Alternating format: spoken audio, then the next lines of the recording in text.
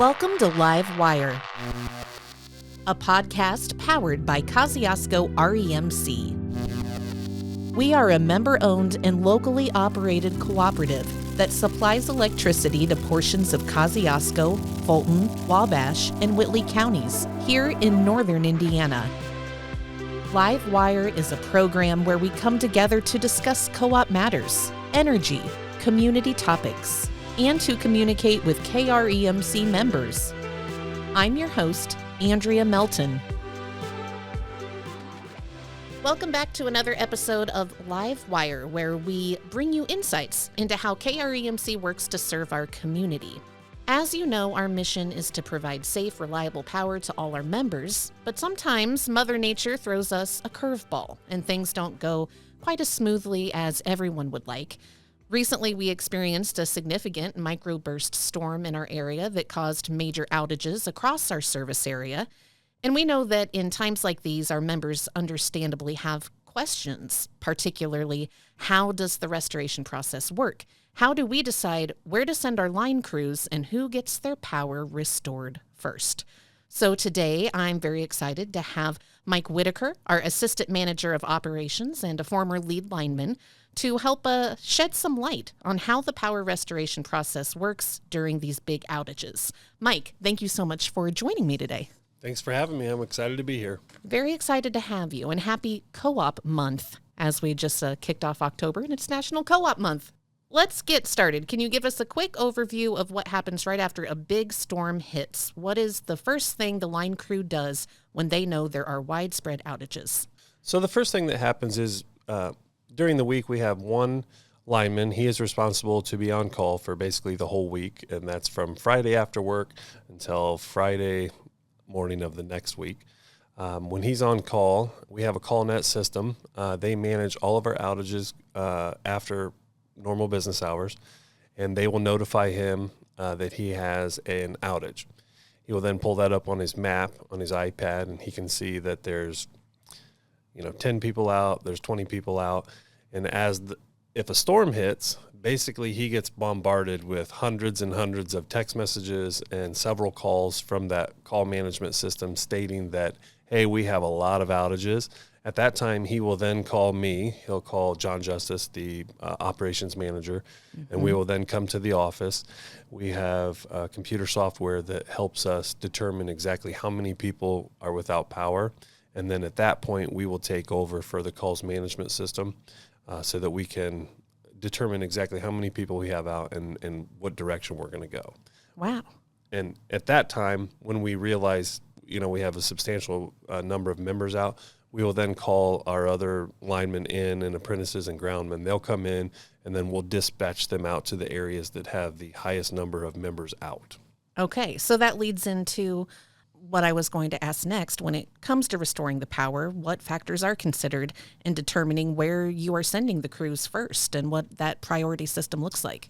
So there's a couple of things that determine what area you're going to send, respond to. The first thing is all of our substations are kind of built in areas where we have either high industrial load or high residential load. Each substation manages the voltage of electricity, and then there's 4 circuits that disperse out. So one circuit can go north, the other one goes south, east, and west. And we'll have 2 different types of outages. We can have an outage where our power provider, which would be Wabash Valley or NIPSCO or Duke, they can lose their feed coming into our substation, and our alarms will tell us if we don't really have a lot of issues with down power lines, things like that. We just don't have power coming into our substation. So that's a really quick fix because we have capability to backfeed from other substations, and we can get that sub up and running relatively pretty quick. Now, like what happened in the storm here last week or 2 weeks ago, we had lots of trees down. We had trampolines and power lines. Right. I think everybody saw that photograph or those. Oh, my goodness. So in that situation, that knocks out our whole substation, that whole circuit out of that substation. And then we know that basically if one circuit has 1,000 people on it, then that's a high priority because it's a main circuit out of our substation. So we're going to send somebody to that circuit, he has to go out there and then drive out basically all of the line that is, fed from that one circuit in the substation. So it's dark, it's raining, it's windy, there's trees down across the road. And then he has to find out exactly what caused that circuit to open up. So the picture of the trampoline, obviously that was one instance of what caused that line to open up. And then on down the road, a mile or so, there could have been 25 trees that were blown down across the road, and every single power line is down. There's broken poles. Mm-hmm. So in that situation, what we try and do is we try and isolate from where the wire is damaged. We will try and get the power on up to that point. So at least the people that are capable of getting power can get their power restored. So we try and do that first. In that situation, the lineman has to make it safe so that he can work on that power line after he's addressed the problem. Right. There's so many moving parts, so many factors. Yeah, there obviously. Is. Yep. So basically, he will isolate the area that has a lot of damage. We will energize, or we will heat up. We will get power restored to those people that were out. Say they're out for an hour or 2 hours. We get power back onto them, and you still may have another, 300-400 people that are without power because there's extensive work that needs to be done before they can be restored. Right. And then that's where we will, we'll have crews all over doing this all over our territory, and so they will call in and let us know, hey, we have 4 broken poles in this area. We have wire down in this area. We take notes, and we kind of go around and assess our whole system, or wherever the damage is reporting on our, basically on the tech side, where we can see where all the damage is, and then we'll take notes and then disperse from there. Do you guys think about if there's a certain situation where, hey, we can get this done really quickly, this one's going to take more time, you maybe do the easy fix first and then go to the big issue? Yes, that plays a big part in it. If we have a lightning storm, that's usually pretty quick because lightning just it'll blow our fuse, or it just knocks out the line and there's really not a lot of damage. So we can just go out, get it back on pretty quick. But when we have high winds, that's our biggest enemy is high winds, because trees blow over. The trees fall onto our power lines, and then the power lines basically are pushed to the ground, and that's what breaks our poles.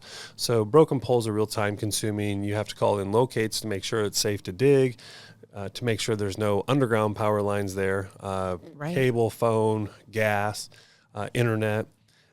So you kind of are waiting on other services to come out and tell us that, hey, it is safe for you to dig here. And then you can imagine probably one pole would take about 2 to 3 hours, depending on the severity, how much equipment's on that pole. Right. And I think in this last storm, we had over 20 broken poles. So you can figure 3 hours per pole. At that time, when we realized that we do have a lot of time-consuming work like that, we will start to call in outside help. So we're all, it's co-op month, right?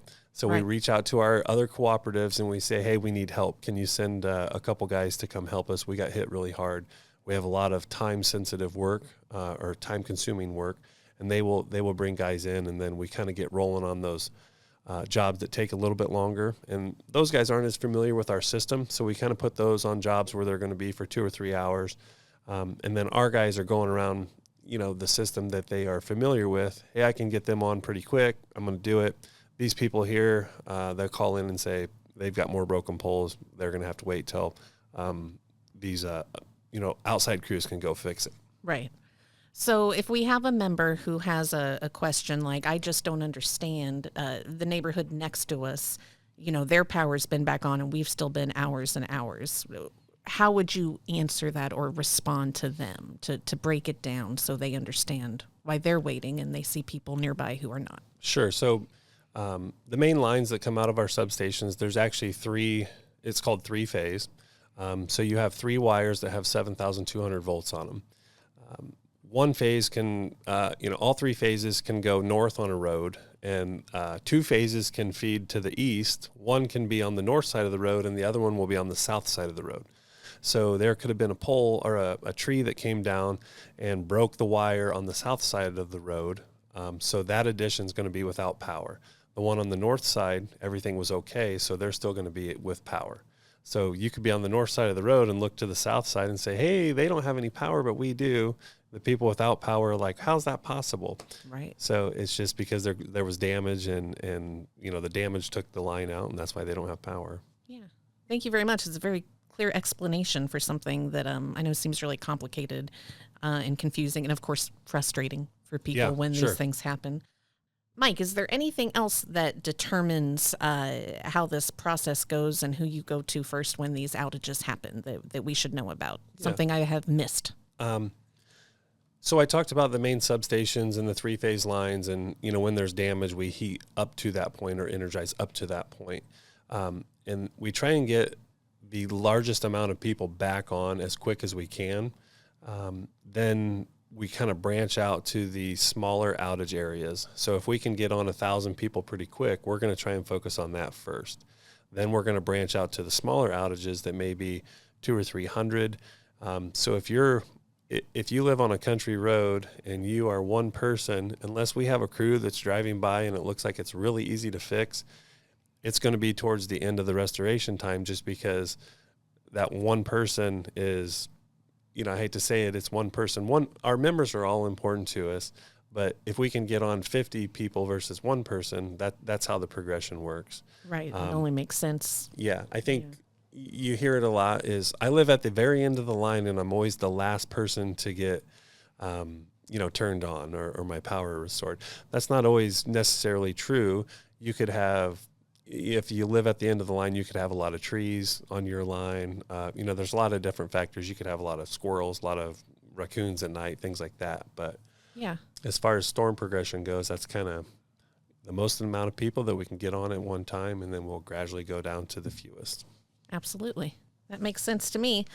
Man, I feel like you've covered so much already. Is there anything else that you would like the members who are listening to understand about the hard work that goes into getting the lights back on, and especially the dedication of our line crew during these events? Yeah.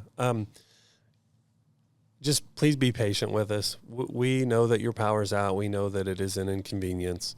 When it storms, our schedule is they're going to work 16 hours, and then we allow them to go home so that they can get 8 hours of sleep. And so they have to go home and get sleep. In that 8 hours, they got to take a shower. They got to get some food. And then come back. So it's not like they're totally sleeping for 8 hours. And then if they feel that they can go a little bit longer, we allow them to go a little bit longer. So some of the guys can, they'll work 18, 19 hours. Right. Usually we only allow that if we feel like we can get the everybody's power restored, within 24-hour period. But we understand it's an inconvenience, and we are trying as fast as we can to do it. It's just sometimes it's very labor intensive.